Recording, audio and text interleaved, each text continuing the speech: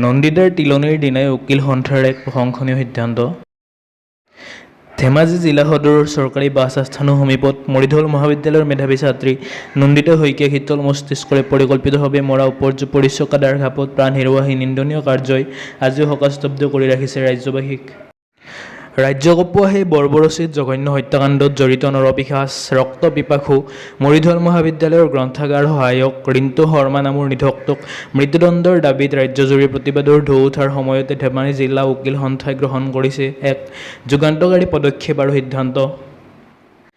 এগৰাকী সম্ভাৱনাময়ী ছাত্ৰীক মহাবিদ্যালয়ৰ পৰাই অনুসৰণ কৰি ঘৰৰ পৰাই এখন চকা খামটি দাস কুটিত ভৰাই আনি দিন দুপৰতে লোকচক্ষুৰ সন্মুখত অমানৱীয় প্ৰাণনাশী আক্ৰমণ চলোৱা নৰসাধক ৰিণ্টুৰ হৈ ধেমাজি জিলা উকিল সন্থাই আইনী সাহায্য আগনবঢ়োৱাৰ সিদ্ধান্ত গ্ৰহণ কৰিছে। ধেমাজি জিলা উকিল সন্থাৰ সভাপতি জ্যেষ্ঠ অধিবক্তা যুগল বুঢ়াগোহাঁয়ে শুক্ৰবাৰে অসমীয়া প্ৰতিদিনৰ আগত জনোৱা মতে এনে বৰ্বৰ নিন্দনীয় আৰু অমানসিক কাণ্ডৰ প্ৰতিবাদ জনাই এই হত্যাকাৰীটোৰ হৈ সন্থাৰ কোনো অধিবক্তাই আইনী সাহায্য আগনবঢ়োৱাৰ সিদ্ধান্ত গ্ৰহণ কৰিছে। ইয়াৰ উপৰি বিশিষ্ট অধিবক্তা তথা সভাপতি বুঢ়াগোহাঁয়ে ধেমাজি জিলাৰ সমীপৱৰ্তী লখিমপুৰ, ডিব্ৰুগড়, মাজুলী, তিনিচুকীয়া, পাছিঘাট আৰু কাৰ্বি আংলং জিলাৰ উকিল সন্থাৰ সৈতেও মৌখিকভাৱে স্পৰ্শকাতৰ আৰু লোমহৰ্ষক বিষয়টো অৱগত কৰি ঘাতকৰ হৈ আইনী সাহায্য প্ৰদান নকৰাৰ আহ্বান জনোৱা বুলি জানিবলৈ দিয়ে। অন্যহাতে ধেমাজি জিলা উকিল সন্থাৰ সাধাৰণ সম্পাদক বিশিষ্ট অধিবক্তা ললিত চেত্ৰীয়ে যোৱা 25 আগষ্টত দুৰ্ভগীয়া নন্দিতাৰ অকাল বিয়োগৰ দিনাই সন্থাৰ এক জাননীৰ জৰিয়তে এনে অক্ষমনীয় অপৰাধৰ প্ৰতিবাদ স্বৰূপে আৰু দোষীক দৃষ্টান্তমূলক শাস্তিৰ দাবীত সন্থাই সন্মানীয় অধিবক্তাসকলক ঘাতকৰ হৈ আইনী সাহায্য প্ৰদান কৰাৰ পৰা বিৰত থকাৰ সিদ্ধান্ত গ্ৰহণ কৰা বুলি সন্থাৰ সন্মানীয় সদস্যসকলক জনায়। ধেমাজিৰ ইতিহাস কলংকিত কৰা এই নাৰকীয় হত্যাকাণ্ডৰ বহুকেইজন প্ৰত্যক্ষদৰ্শীয়ে বিগত দিন ধৰি বিনিদ্ৰ ৰজনী কটোৱাৰ সমান্তৰালভাৱে নন্দিতাৰ গৃহভূমিত কান্দোনৰ ঢৌ আজিও মাৰ যোৱা নাই।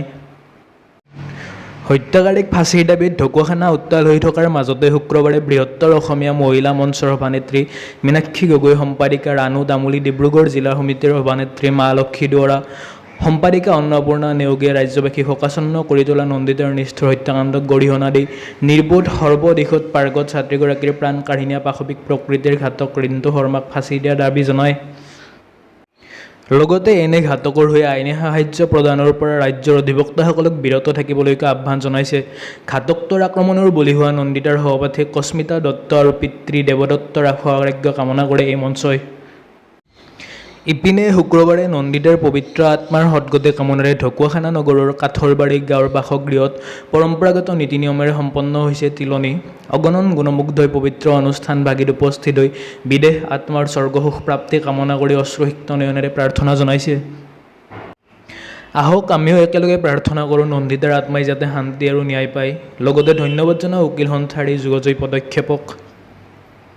এনেকুৱা ধৰণৰ ভিডিঅ'বোৰ পাই থাকিবলৈ চেনেলটো ছাবস্ক্ৰাইব কৰি ল'ব। ধন্যবাদ।